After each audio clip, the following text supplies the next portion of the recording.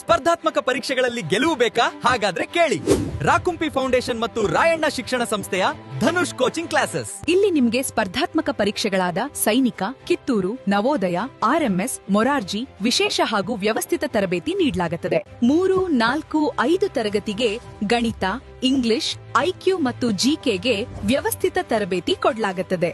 ತರಗತಿಗಳು ಏಪ್ರಿಲ್ 6, 2026ರಿಂದ ಆರಂಭವಾಗಲಿದೆ.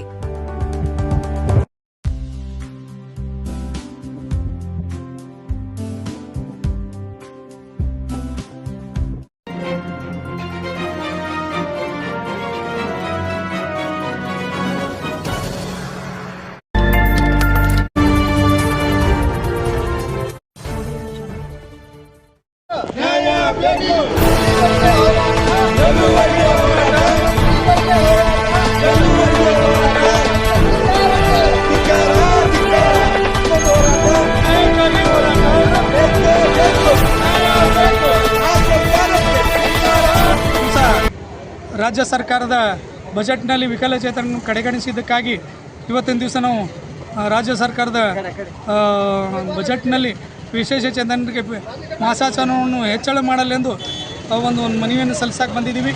ಅವರು ಏನಾದರೂ ಈ ಬಜೆಟ್ನಲ್ಲಿ ನಮ್ಮ ವಿಕಲಚೇತನರು ಕಡೆಗಣಿಸಿದ್ದಾರೆ.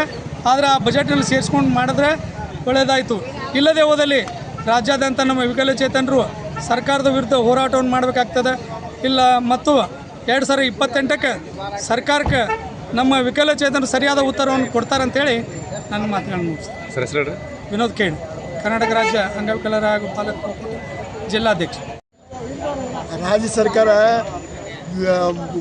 800, 1400 ಆಶ್ವಾಸನೆ ಕೊಡ್ತಾರೆ. ಆದರೆ ಅಂಗವಿಕಲರಿಗೆ ಇದು ಸಾಲಲ್ಲ. ಯಾಕಪ್ಪ ಅಂದ್ರೆ ಹೊರಗಿನ ರಾಜ್ಯದಲ್ಲಿ ತೆಲಂಗಾಣದಲ್ಲಿ 4000 ರೂಪಾಯಿದ, ಮತ್ತು ಮಹಾರಾಷ್ಟ್ರದಲ್ಲಿ 5000 ರೂಪಾಯಿದ, ಉಳಿದು ರಾಜ್ಯದಲ್ಲಿ ಹೆಚ್ಚದ. ನಮ್ಮ ರಾಜ್ಯದಲ್ಲಿ ಈ ಅಂಗವಿಕಲರಿಗೆ ಏನು ಪ್ರಯೋಜನ. ಲಕ್ಷ್ಮೀ ಹೆಬ್ಬಾಳ್ಕರ್ ಅವರು ಅಂಗವಿಕರು ನನ್ನ ಮಕ್ಕಳು ಅಂತ ಹೇಳ್ತಾರೆ. ಆದರೆ ನಮ್ಮ ಮಕ್ಕಳನ್ನೇ ತುಳಿಲಕ್ಕೆ ಬಂದಾರೋ ಲಕ್ಷ್ಮೀ ಹೆಬ್ಬಾಳ್ಕರ್ ಅವರು. ಮುಖ್ಯಮಂತ್ರಿ ಸಿದ್ದರಾಮಯ್ಯ ಅವರು ಮಾಡ್ತೀನಿ ಅಂತ ಹೇಳಿಸಿದ್ರು. ಅವರು ಈ ನಮ್ಮ ಅಂಗವಿಕರಿಗೆ ಕಡೆಗಣಿಸ್ಯಾರ. ಇದು ಏನಪ್ಪ ಅಂದ್ರೆ ಆಶ್ವಾಸನೆ ಮಾಡಬೇಕಪ್ಪ, ಅಂಗವಿಕರ ಕಡೆಗಣಿಸೇ ಬಿಟ್ಟಾರೆ ಇವರು. ಅದ್ರ ಸಂಬಂಧ ಇವರು ಇನ್ನೂ ಮುಂದಿನ ದಿನದಲ್ಲಿ ಈ ಜಾರಿಕತ್ತಿದ್ದು ಮಾಡಿಲ್ಲಪ್ಪ ಅಂದ್ರೆ ನಾವು ಇನ್ನು ಮುಂದೆ ಸತ್ಯಾಗ್ರಹ ಕುಂದಿರ್ಬೇಕಂತ ನಮ್ಮೆಲ್ಲ ರಾಜ್ಯದಲ್ಲಿ ಮತ್ತು ಜಿಲ್ಲಾದಲ್ಲಿ ಇವತ್ತು ಹೇಳಿಸಿ ನಾವು ಮುಗಿಸ್ತೀವಿ. ಅಂಬಣ್ಣ ಗುಂಡಾಪುರ್, ಕರ್ನಾಟಕ ರಾಜ್ಯ ಒಕ್ಕೂಟ ಅಧ್ಯಕ್ಷ.